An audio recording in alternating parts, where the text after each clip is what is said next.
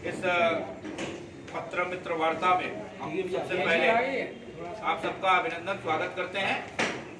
हमारे बीच में राष्ट्रवादी मंच के रूप में एक सामाजिक संस्था जिस तरीके से मिर्जापुर के सरोकारों और मिर्जापुर के औचित्य के साथ न्याय कर रही है, मिर्जापुर के लोगों के साथ मिलकर सच को उजागर कर रही है और जो एक जनता का, एक नागरिक का कर्तव्य होता है, उस कर्तव्य को निर्वहित कर रही है, ऐसे राष्ट्रवादी मंच के संस्थापक और मिर्जापुर में बंद पड़ी आवाजों को बल देने वाले आदरणीय मनोज श्रीवास्तव जी हमारे बीच में हैं, जो आपसे वार्ता करेंगे और उक्त संदर्भ में जो बातें हमारी आज की पत्रकार वार्ता की, जो महामंत्री है संगठन के हमारे बीच हैं, मेरे दाहिनी ओर नगर अध्यक्ष संगठन के श्री आनंद अग्रवाल जी हैं, संतोषी निषाद जी जो महिला प्रमुख हैं वो भी हमारे बीच में है। आदरणीय 24 लोकसभा का चुनाव घोषित हो चुका है, इसकी रणभेरी बच चुकी है। ये सुन मिर्जापुर में 7वें चरण का चुनाव है। एक बार फिर से वही घिसा पिटा चेहरा मिर्जापुर की जनता जिसे 10 वर्षों से झेल रही है, मुझे लगता है कि वही हम सबके सामने दिखाई पड़ रही है। मित्रों, मुझे एक बात कहनी है, यहाँ की सांसद जो वर्तमान समय में केंद्र सरकार की वाणिज्य उद्योग राज्य मंत्री हैं, 2014 में जब यहाँ चुनाव लड़ने आई थी तो शायद उनका कोई नाम नहीं जानता था, क्योंकि उनका जो है मायका कानपुर रहा और उनके पतिदेव जो आज उत्तर प्रदेश सरकार के मंत्री हैं, उनका गृह जनपद बांदा है। उस समय जब यहाँ चुनाव लड़ने आए तो इन्हें किसी से डर नहीं था, लेकिन 10 वर्ष बीतते बीतते आज मिर्जापुर वासियों से इतनी भयभीत और भयाक्रांत हो गई है कि चुनाव के पहले इन्हें Z+ श्रेणी की सुरक्षा लेनी पड़ी। अब यह जो Z+ श्रेणी की सुरक्षा इन्होंने लिया है, ये मिर्जापुर से भयभीत हैं या मिर्जापुर के लोगों को भयभीत और भयाक्रांत करने के लिए इन्होंने लिया है। आज आम जन और आम मन के मन, मस्तिष्क, दिल और दिमाग में ये प्रश्न उठ रहा है कि ये डरने के लिए ली है या मिर्जापुर वासियों को डराने के लिए लिया है। लेकिन मुझे आप ही जैसे कुछ पत्रकार साथियों ने फोन करके कहा कि आप भारतीय जनता पार्टी से बगावत करने के पश्चात जिस प्रकार से परत दर परत इनका सफेद झूठ और काला सच समाज के बीच रखे, उसके कारण आज गांव-गांव की जनता इससे प्रश्न कर रही है और उन प्रश्नों से बौखलाई और घबराई, उन प्रश्नों का सामना न करने पड़े, लोग इनसे प्रश्न कर सकें, इसलिए इन्होंने Z+ श्रेणी की सुरक्षा ली है, जनता को डराने के लिए और धमकाने के लिए। वैसे भी समाज को विगत 10 वर्षों इन्होंने भयभीत और भयाक्रांत कर रखा है। 2-3 घटनाएं पीछे की हम आप सबको ध्यान में दिला रहे हैं। की एक घटना है, डामनगंज व्यापारियों के बीच सांसद के जेठ और इनके पतिदेव के बड़े भाई हलिया बाजार से गुजर रहे थे, डामनगंज बाजार से गुजर रहे थे।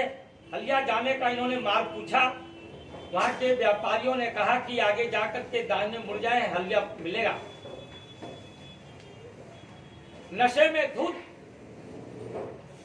सांसद अनुप्रिया के जेठ और उनके गुर्गे और इनके पति आशीष पटेल के बड़े भाई सब लोग नशे में धुत थे, उतर गए, बंदूक के बट से उन व्यापारियों को पीटा, वहां हाथापाई हुई।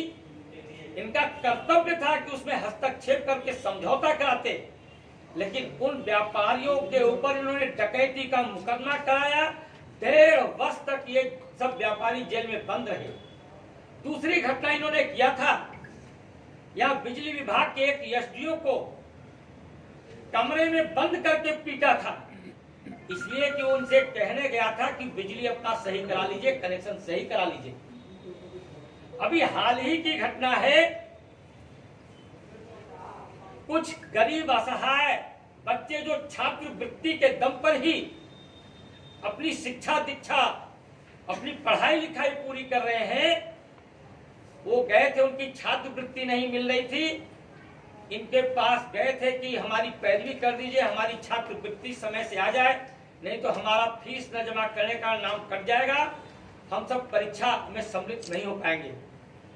बच्चे वार्ता कर रहे थे, कोई बालक उसमें वीडियो बना रहा था, इन्होंने उस बच्चे का मोबाइल छीन लिया और अपने प्रशासन से कहा, अपने जो वहां पे पुलिस व्यवस्था में लोग लगे थे, उन्होंने कहा इसको पकड़ करके जेल भेजो। ये इनका क्रियाकलाप है। आज इनके क्रियाकलाप के कारण मिर्जापुर के लोग भयभीत है, भयाक्रांत है, आतंकित है और आतंक के साए में जी रहे हैं।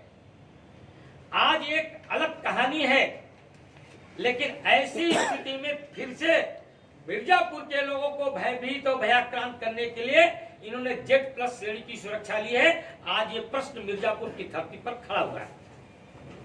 वैसे भी चुनाव जीतने के बाद ये मिर्जापुर की धरती पर दिखाई नहीं पड़ती है। जब चुनाव 3-4 महीने रह जाते हैं,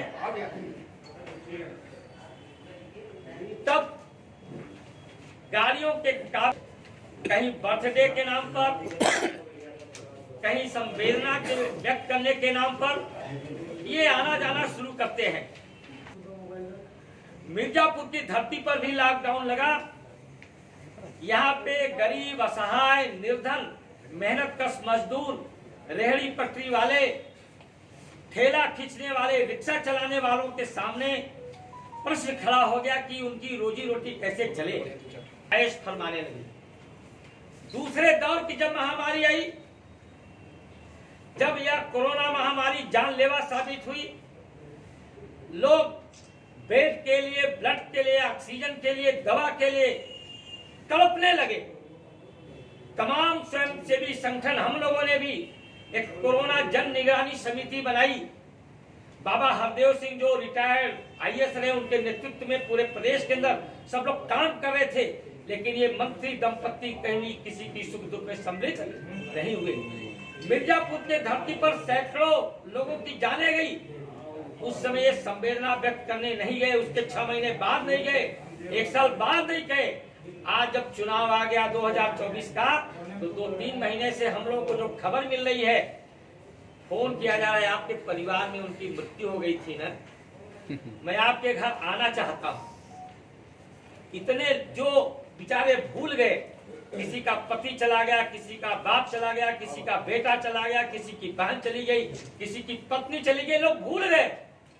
लेकिन आज उन घाव को हरा कर रहे मंत्री दंपत्ति, अपनी झूठी संवेदना व्यक्त करने के नाम पर ये लोग जा रहे हैं। आज हम लोगों ने ये सारे विषय उठाए हैं। इन्होंने हलिया के ददरी में एक गांव गोद लिया था कि हम उसका विकास करेंगे। आज जनता पूछ रही है कि जो गोद लिया हुआ बालक है, कोई बालक को गोद लेता है तो 4 से 10 साल में अंतराल में वो बच्चा चलने लगता है। तो आज मिर्जापुर के लोग ये प्रश्न कर रहे हैं, जिस गांव को गोद लिया था इन्होंने, वो गांव चल रहा है कि नहीं चल रहा है? उस गांव को गोद जो लिया है इन्होंने, वहां शिक्षा दीक्षा की व्यवस्था हुई कि नहीं हुई? वहां चिकित्सा की व्यवस्था हुई कि नहीं हुई? वहां की सड़कें बनी कि नहीं बनी?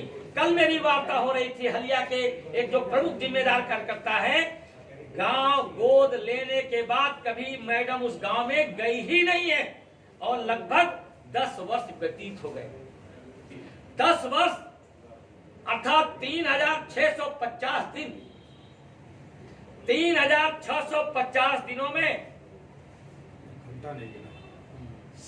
1 घंटे नहीं मिले इनको उस गांव में जाने के लिए। 3650 दिनों में मिर्जापुर जिले के अंदर 804 ग्राम पंचायत है। 100 ग्राम पंचायत में भी इनके कदम ठीक ढंग से पड़े नहीं। 100 ग्राम पंचायत में भी इन्होंने कायदे से वहां के लोगों के साथ संवाद किया नहीं।